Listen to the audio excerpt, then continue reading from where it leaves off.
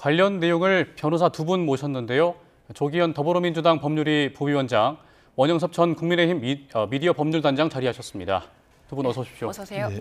예. 두 분도 함께 앞서 그 고위 당정협의회 현장의 발언도 들으셨고 또 박성훈 대변인의 발언도 함께 들으셨습니다. 일단 국민의힘 쪽에서는 민주당이 지금 추경 살포, 현금 살포를 위해서 국방비를 삭감했다 이 지점을 비판하고 있는데 일단 그 국민의힘 논평에 대해서는 어떻게 들으셨습니까? 그 자세한 사실관계를 확인을 안 하시는 것 같습니다. 기재부에서 관련 자료의 입장문을 냈고요. 추가경정 예산안이라는 것은 이렇게 특별한 어떤 소요, 그러니까 민생회복 지원이라는 이 소요가 발생해서 경기 회복을 위해서 어떤 예산을 추가하는 것도 있지만 상반기 집행 과정, 그러니까 추경 편성 시까지 불용이 발생하거나 또 올해 안에 지출 가능성이 없는 부분을 삭감하는 내용이 포함됩니다. 국방 관련 예산 중에는 그런 예산들이 많은데요. 지금 조금 전에 국민의힘 대변인께서 말씀하신 대표적으로 GOP 과학경계 시스템 성능 개량 같은 경우에는 시험평가가 그러니까 불합격돼가지고 올해 안에 이 계약 진행이 불가한 게 확정이 됐습니다. 그래서 네. 삭감 대상에 포함시킨 거고요. 소요인 무인기 대응 체계 관련돼서는 낙찰가, 원래 예정했던 낙찰가액과 실제액이 차이가 발생했기 때문에 그 부분을 삭감한 겁니다. 이런 식으로 올해 안에 지출 예정이 없어진 예산, 불용이 되기 때문에 이 부분을 삭감한 거지 민생회복 쿠폰 지원금을 위해서 국방 예산을 깎은 게 아닙니다. 이 사실관계도 틀리고 이 국방 문제 같이 민감한 사안을 들어서 이 추경 예산의 부당성을 강조하려고 그러시는 것 같은데 적어도 국민들이 불안해하시는 안보 문제를 네. 이렇게 연계해서 비판할 문제는 아니라고 보고요. 어쨌든 조금 전에 이제 고위 당정 회의도 열리고 민생이 그만큼 중요하기 때문에 실행한 추경입니다. 국민의힘이 여러 가지 좀 못마땅한 점이 있더라도 국민적 입장에서 본다고 하면 필요하다는 것들은 본인들도 인정한 거 아닙니까? 그러니까 대선 기간에 김문수 후보도 재정적인 부담이 있다고 하더라도 30조 추경을 해야 된다고 말한 바가 있습니다. 그 내용에 대해서 완벽한 합의는 못한다고 하더라도 적어도 그 필요성에 대해서는 동의된 것이라고 하면 일단 통과가 됐으니 지금이라도 이게 잘 쓰여져서 국민들께서 삶이 조금이라도 개선되는데 우리 경제가 조금 나아지는데 도움이 되도록 같이 협력할 때이지 이런 식의 어떤 사실관계가 틀린 이 문제 제기를 하면서 예. 국민들에게 불안하게 하는 이 정치 선동을 하는 게 맞냐 이런 문제 제기를 드리고 싶습니다. 예, 일단 대변인 논평에 대해서 사실관계부터 좀 바로 잡아야 될 것 같다는 말씀 주셨는데 반박할 내용 있으십니까? 아니 그런데 그 부분과 관련해 가지고 불용성 예산에 대한 그런 삭감이라고 하더라도 기본적으로 이 추경 예산안은 소비 쿠폰이라는 선심성 포퓰리즘 정책이 거의 이 예산안의 주를 이루고 있습니다. 내수 활성화라고는 하는데 내수 활성화는 수출 정대보다 훨씬 어려워요. 수출 정대는 밀어내기라도 할 수 있는데 내수 활성화는 그렇게도 어렵습니다. 지금 이 소비 쿠폰만 하더라도 이렇게 많은 돈이 시중에 흘러가면 일반 시장에서는 돈이 많이 넘쳐 흐를 거다 앞으로 그런 시그널이 나가게 됩니다. 그것이 소비자 물가를 자극할 수밖에 없습니다. 그래서 이러한 포퓰리즘은 결국에는 그 물가를 올릴 수 있고 그러면 결국 부익부 빈익빈 현상이 발생을 하게 됩니다. 그러면 가장 그 부익부 빈익빈 현상, 물가 상승에 대해서 타격을 입는 사람들은 결국 최하층의 서민들입니다. 그런 서민들이 타격을 입을 수밖에 없는 이런 선심성 포퓰리즘을 하면서 그것이 마치 내수 활성화라고 이야기하는데 내수 활성화라는 게 왜 어렵냐면 축적된 부가 있어야지 몇백 년 동안 그게 내수 활성화가 되는 겁니다. 지금 우리나라는 한 80년, 건국 이래 80년 정도 되지가 않았고 그 이후에 축적된 부도 아주 적은 수준에 불과하기 때문에 이것이 소비 쿠폰 나눠주는 걸로 내수 활성화 될 정도였으면 내수 활성화가 아무 문제도 아니었다라는 말밖에 할 수가 없습니다. 예, 그리고 지금 이번 그 추경에 특활비가 부활해서 105억 원이 포함이 되기도 했잖아요. 네. 야당 쪽에서는 이거 민주당이 야당 시절에는 전액 삭감을 시켜놓고 다시 부활시켰다 이 지점에 대해서도 비판을 하는 것 같아요. 야당에서 그렇게 문제 제기는 할 수 있습니다. 그런데 지난해 12월에 예산 국회에서 논의됐던 구체적인 내용들을 보면 그래도 민주당과 이번 정부가 부활할 수밖에 없는 이유에 대한 설명은 어느 정도 될 수 있을 것 같습니다. 당시 검찰이나 대통령실 등에서 특활비 자체가 원래 기밀성을 요하는 부분이어서 엄밀한 증빙을 요하지는 않지만 대략의 사용 계획이라도 제출을 해라. 예. 왜냐하면 그 전에 특히 대통령실 같은 경우에 특활비를 뭉텅이 돈으로 해놓고 이걸 쌈짓돈처럼 쓴다는 문제 제기를 계속 제기하지 않았습니까? 특히 대통령실 이전 과정에서 명목도 없고 계약서도 없는 이런 일들이 특활비를 통해서 이루어지는 게 아니냐는 문제 제기가 계속 나왔기 때문에 그런 게 아니라는 정도에 대한 소명을 해줘야 책정할 수 있다는 것이었고요. 검찰도 마찬가지였습니다. 도대체 특활비가 기밀성 수사라고 하는데 그만한 수사 소요가 어디에 어떻게 발생한 거냐. 그러니까 실제 어떻게 썼냐에 대한 증빙을 요구한 것도 아니었습니다. 그런데 그런 부분에 대해서 전혀 밝히지 않으니까 그러면 삭감할 수밖에 없다는 입장을 고수하는 가운데 12.3 비상계엄이 터지고 그냥 예산이 통과된 겁니다. 그러니까 그런 논의 과정이 있었던 것이고요. 어쨌든 대통령실이나 검찰, 경찰의 특활비가 필요하다는 것 자체를 부인하는 것은 아닙니다. 필요하죠. 그래서 이제 우상호 정무수석도 그 부분에 대해서 일종의 이 유감의 입장 표명을 한 바는 있고 다시 부활시키는 부분에 대해서 문제 제기는 할 수는 있지만 그때도 국민의힘은 필요하다고 한 거 아닙니까? 지금 그냥 명분적으로 사과라도 해야지라고 얘기할 수는 있는데 그렇다고 해서 이 긴급한 추경을 반대하고 그 명분으로 추경 통과를 합의 못 해주겠다는 것이 과연 국민들 입장에서 볼 때 합당한 비판이고 문제 제기인가 싶습니다. 민주당 쪽에서는 그러니까 이게 윤석열 전 정부가 소명을 제대로 하지 않았기 때문에 이걸 지연했던 거지 우리는 책임 있게 쓰고 잘 소명을 할 것이다라고 반박을 했는데 이 부분에 대해서는 어떤 입장이세요? 민주당의 전형적인 내로남불이라고 볼 수밖에 없고요. 그 당시에 그러면 충분히 그 부분에 대한 협의가 있었느냐? 우리는 뭐 정액해 달라고 하는데 민주당은 그러면 협의를 해보자. 그런 것도 없었습니다. 그냥 조금 이야기하는 듯 마는 듯 하다가 예산안을 그냥 통과시켜 버렸어요. 예산안은 기본적으로 거부권을 행사할 수가 없기 때문에 한번 통과를 시키면 확정이 됩니다.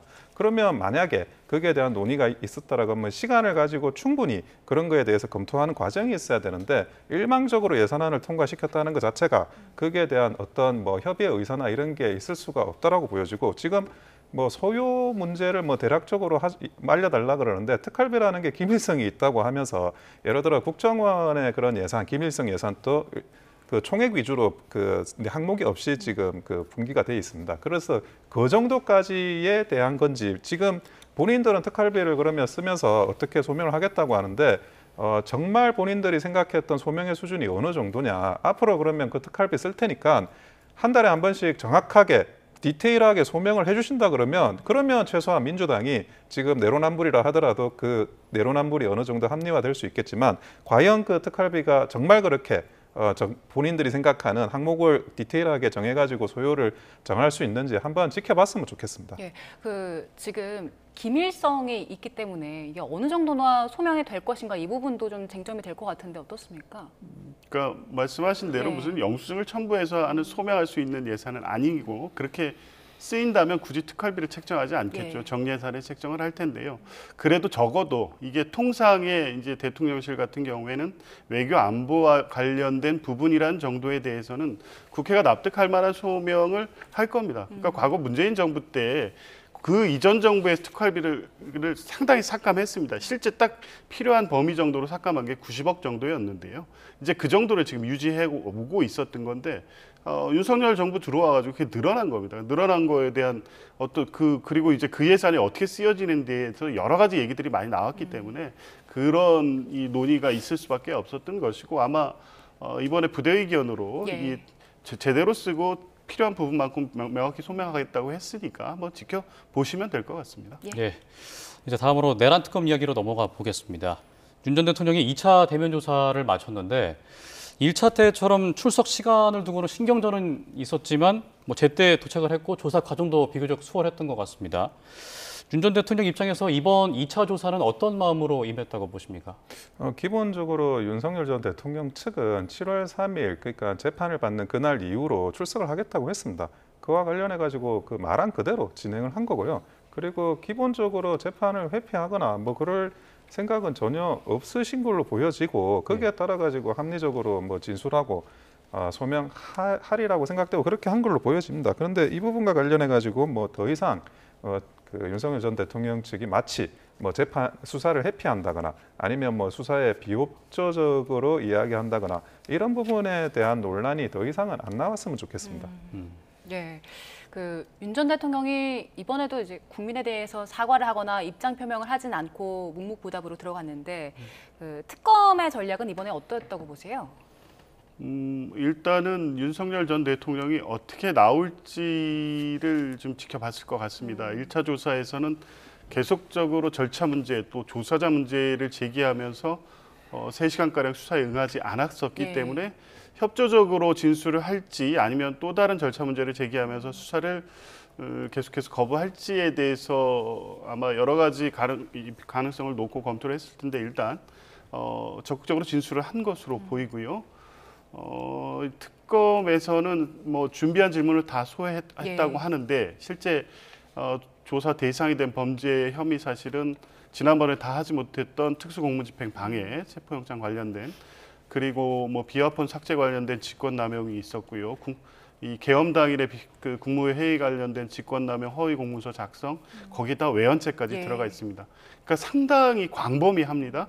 그럼에도 불구하고 이제 그런 관련된 조사가 다 이루어졌다고 하고 준비된 질문을 그 시간에 다 했다고 하면 사실 상세하게 그날 조사가 모두 끝난 조사는 아닌 겁니다. 네.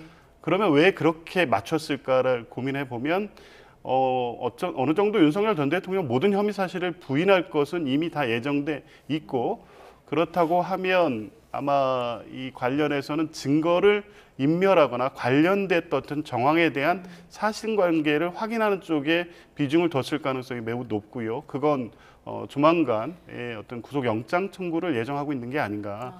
그런 방향에서 이번 2차 조사를 하지 않았을까 그렇게 싶습니다. 추가 소환이 아니라 바로 구속영장을 청구할 걸로 보시는 거예요? 네, 저는 뭐 그 가능성이 더 있다고 보는데요. 예. 어쨌든 특히 외환죄 같은 경우에는 지금까지 조사된 내용이 뭐 직접 확인할 수는 없습니다만 실제 노상원이라든가 김용현을 통해서 확보될 수 있는 내용이 제한적이고 군에 대한 조사가 필요하기 때문에 기존의 이 검찰 특수단이나 이쪽에서 조사된 내용이 그렇게 깊이 들어가지는 못했을 것으로 보이는데 그걸 이번 1, 2차 조사에서 어느 정도 조사를 완료했다고 하면 그건 이제 외환죄에 대한 완벽한 조사, 그러니까 공소 제기를 할 수 있는 단계의 조사는 아니라고 보여지고요. 그럼에도 불구하고 그걸 포함시켰다고 하면 구속 영장 청구를 우선 한 후에 예. 이제 그 구속 영장 청구의 범죄 사실을 어디까지 넣을지는 모르겠습니다. 예. 외환죄는 이후에 추가 기소로 갈 수도 있고, 그러니까 여러 가지 전략을 이 종합적으로 고민을 하면서 이제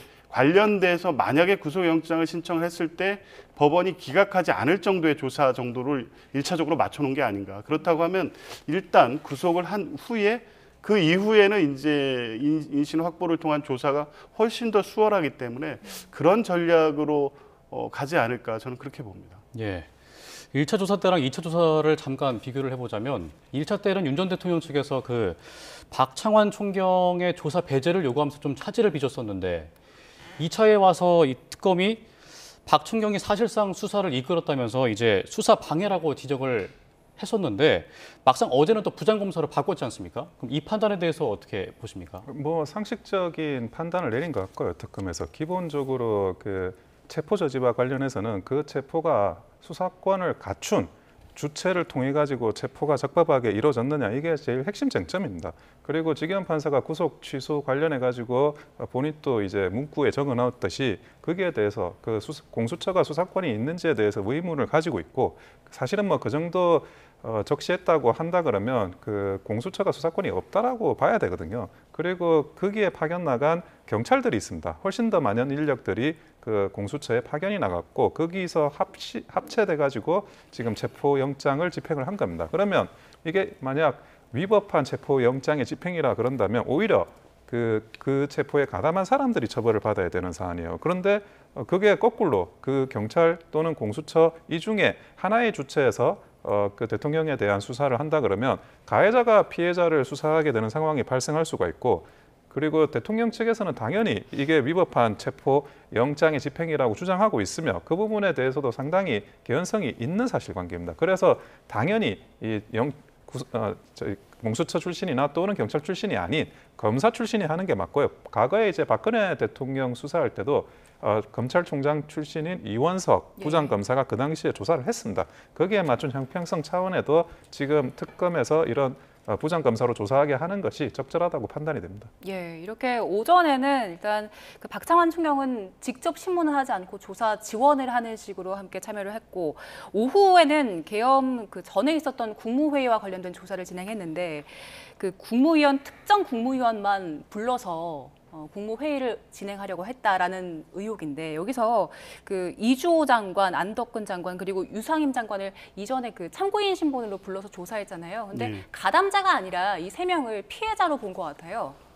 그 참고인 자격으로 불렀다고 예. 하면 이번 이 내란 관련 범죄 혐의에 가담하거나 동조했다고 볼 정도의 어떤 사실관계는 확인이 안 된 것 같고요. 실제 당일에 보면 19명의 국무위원 중에 출석 요구, 계엄 선포를 위해서 심리가 필요하니까 와달라는 전화를 받은 건 11명입니다. 예. 그러니까 8명은 연락은 아예 안 한 거죠. 그러니까 당초부터 윤석열 전 대통령과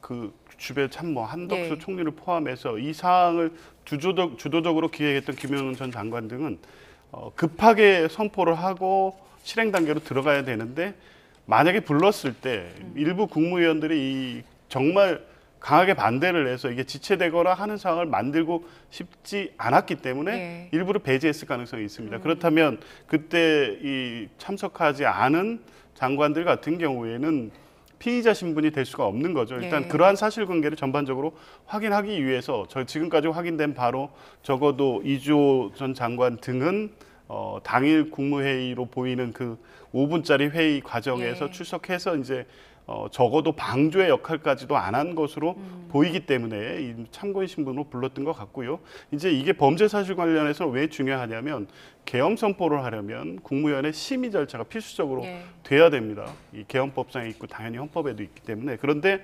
일부러 이 반대를 하거나 계엄을 선포하고 실행하는데 장애가 초래할 것 같았다는 이유로 이분들에게 연락을 안 하고 그냥 회의 진행을 했다면 이 자체가 직권남용죄가 되기 때문에 아마 이제 그런 부분들을 구분해서 조사하고 윤석열 전 대통령에 대한 혐의 사실을 확정하기 위한 조사 방법으로 보입니다. 네, 그 특검 쪽에서는 그 일부 국무위원들을 좀 배제를 해서 심의 의결권을 침해했다고 보고 있는 거고, 윤 전 대통령 입장에서는 이게 관례에 따른 것이지 법을 위반한 건 아니다라는 입장이더라고요.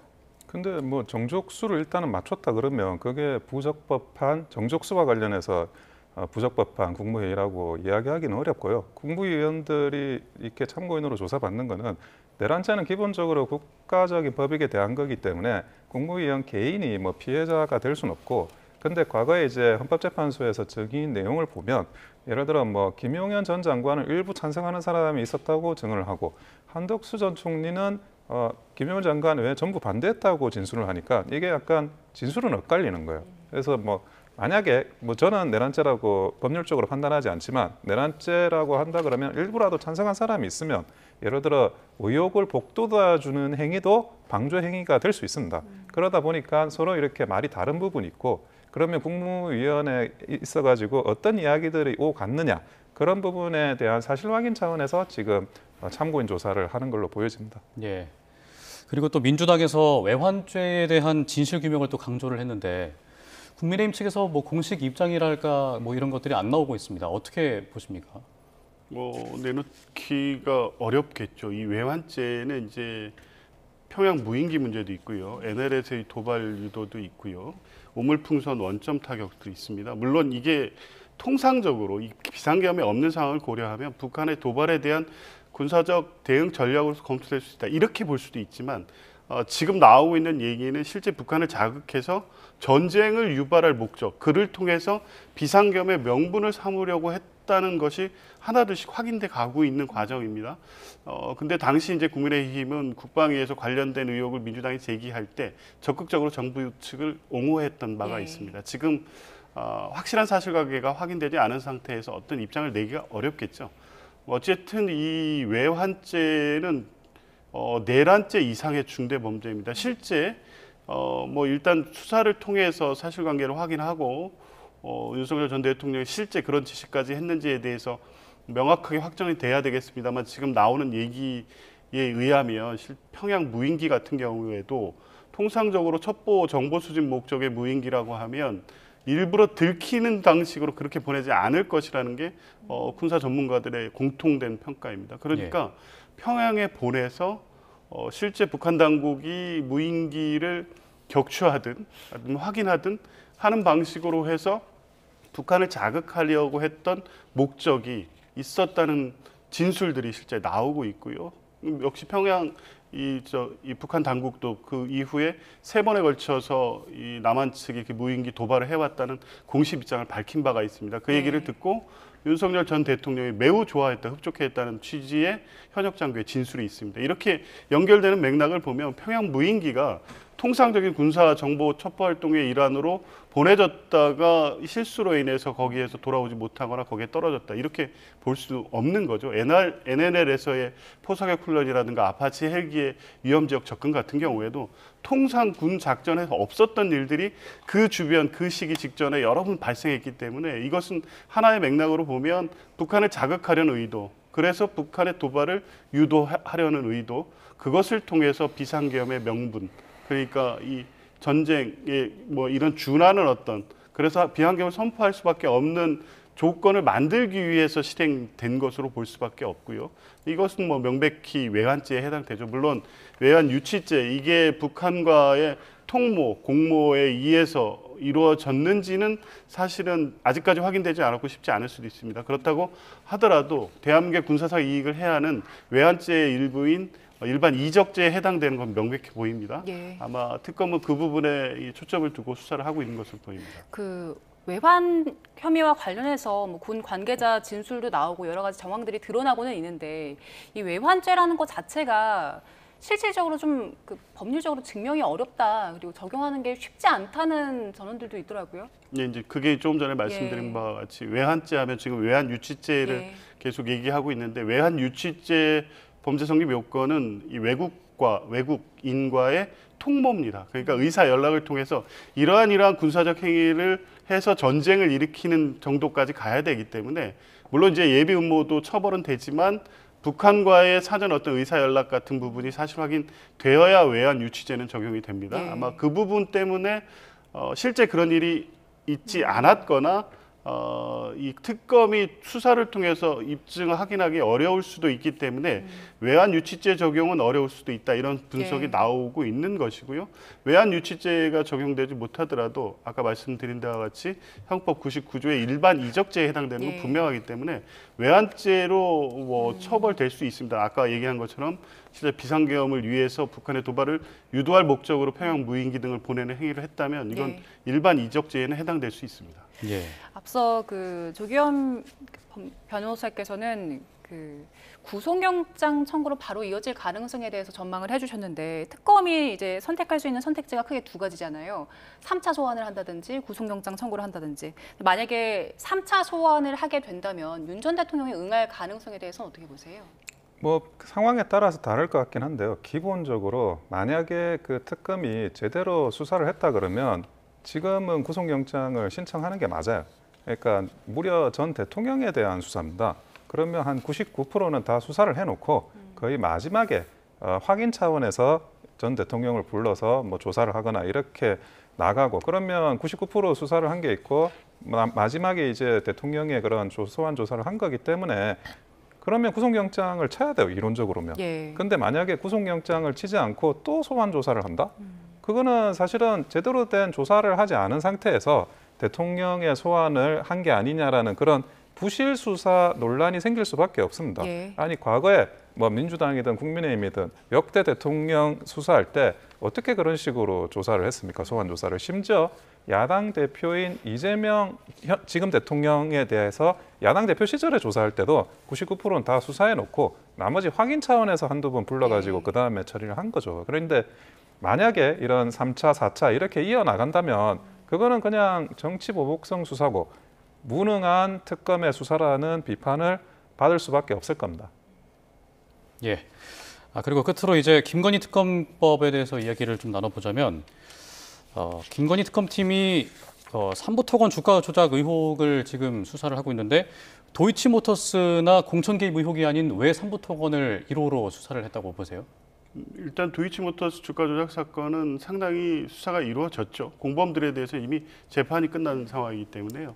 실제 주가 조작이 있었고 차익 실현이 있었고 김건희 씨와 그 장모가 20억이 넘는 돈을 그 이익을 얻었다는 것은 이미 확인된 사실입니다. 다만 김건희 여사가 거기에 관여했느냐, 공범 관계에 대한 이 입증이 이루어지지 않고 검찰은 무혐의 처리했죠. 이제 그 부분만 확인하면 되기 때문에 추가적인 수사의 필요성이 크지 않습니다. 예.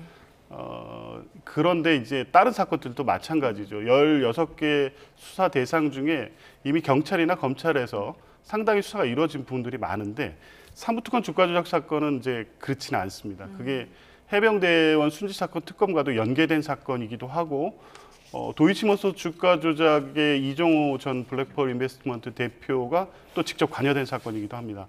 그런데 더 중요한 것은 삼부특권 주가 조작 사건은 권력이 개입된 권력형 비리 사건입니다. 예. 실제 대통령이 당선된 이후에 우크라이나 재건 사업을 명목으로 해서 삼부특권을 관여시켜서 2달 만에 주가를 5배 올리는 행위를 한 것이고 이건 금감원이 작년 조사를 통해서 이상심리 분석 뭐 그것도 제대로 된 조사는 아니었던 것으로 보이는데 주가 조작이 있었다는 사실을 사실상 확인한 겁니다. 예. 그래서 삼부특권 전 회장 등을 검찰에 고발을 했죠. 이제 그 정도 수사가 이루어진 것이고 이제 실제 김건희 특검에서는 김건희 여사가 이 부분에 어떻게 관련돼 있는지 이게 우크라이나 재건 사업으로 연결돼서 우크라이나 젤란스키 여사를 만나고 그 다음에 원희룡 장관이 우크라이나에 가고 MOU를 체결하고 이런 부분이 확인이 된다면 이건 뭐 내란죄를 넘어서는 중대한 사건이라고 볼 수도 있습니다. 아마 특검은 사건의 중요성, 국민적 관심도 그리고 다른 사건에 비해서 수사의 진척 상황을 종합적으로 고려해서 가장 우선적인 수사 대상으로 본 것 같습니다. 예. 일단 민중기 특검에서는 그 김건희 여사 소환과 관련해서 상당히 신중하게 접근을 하는 모습이던데 삼부토건 관련해서 지금 속도 내고 있는 상황에서 김건희 여사 소환 조사는 언제쯤 이뤄질 걸로 보십니까? 저는 김건희 여사 소환이 빠른 시일 내에 이뤄질 거라고 보진 않아요. 왜 그러냐면 내란 특검하고 또 다른 건데 내란 특검은 상당 부분 그 검찰에서 그리고 공수처 경찰에서 수사가 된 거를 내란 특검이 받아가지고 수사를 하는 거거든요. 그래서 이미 수사에 대한 성숙도가 꽤 생긴 사건입니다. 그러면 많은 수사가 이루어졌으니 그 다음에 이제 전 대통령을 한번 소환 조사해 보겠다. 뭐 그게 이론적으로 그럴 수 있는 것 같아요. 네. 근데 김건희 특검 같은 경우에는 지금 아직 시작도 제대로 안 돼 있습니다. 무슨 말이냐면 김건희 특검 자체는 굉장히 망라적이고 방대하며 그리고 지난 3년간 있었던 모든 의혹 제기 사건을 다 수사할 수 있다라는 취지로 김건희 특검법 명분에 그렇게 적혀져 있어요. 근데 지금 삼부토건 수사, 삼부토건과 관련해서도 많은 뭐 이야기는 있었는데 실제로 강제 수사는 임원이 처음 하는 거거든요. 네. 그러면 지금 이게 모든 것의 초입입니다. 모든 곳의 초입이고 그럼 앞으로 수사할 게 굉장히 많이 남았는데 그것도 마찬가지예요. 아니 그래도 전 영부인을 수사를 하는데 아까도 말씀드렸지만 99% 수사해놓고 그리고 나서 수사를 해야지 그게 아니라 뭐 대충 부실 수사해놓고 좀 미진한 수사해놓고 이거 한번 뭐 진술해 보세요 하면서 부르고 또 추가 수사해서 이거 한번 진술해 보세요 하고 부른다는 거는 그 자체가 사실은 김건희 특검이 무능하다는 비판을 받게 되는 거거든요. 얼마나 수사를 제대로 못하길래 이렇게 수시로 불러대냐 이런 비판을 받을 수 있어서 저는 뭐 김건희 특검이 예. 별로 이렇게 당장 김건희 여사에 대해서 빨리 그 소환 조사를 하거나 그렇게 하는 거는 뭐 물론 이제 판단하기는 본인들 나름의 사정이 예. 있겠지만 적절하지는 않은 것 같습니다. 예, 민중기 특검에서도 그래서 신중하게 접근을 하고 있는 것 같습니다. 자, 오늘 이야기는 여기까지 나눠보겠습니다. 조기현 더불어민주당 법률위 부위원장, 원영섭 전 국민의힘 미디어 법률단장과 함께했습니다. 고맙습니다. 고맙습니다.